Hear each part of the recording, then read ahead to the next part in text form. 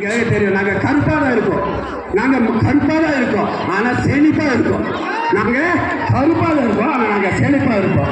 ஆனால் அப்படி இல்லை, கருப்பா இருக்க கருடனா இருப்பான், முரடனா இருப்பான். ஏன்னா எங்களுக்கெல்லாம் நீங்கள் எல்லாம் ஆதரவு தர வேண்டும் என்ற இந்த நேரத்தில் தெரிவித்து உங்களுக்கெல்லாம் மீண்டும் மீண்டும் நன்றி கூறுகிறேன். வந்திருப்பாரு, அது வரைக்கும் யாராவது ஒரு 10 நிமிஷம் பேசுவாங்க. ஏன்னா ஒரு 10 நிமிஷம்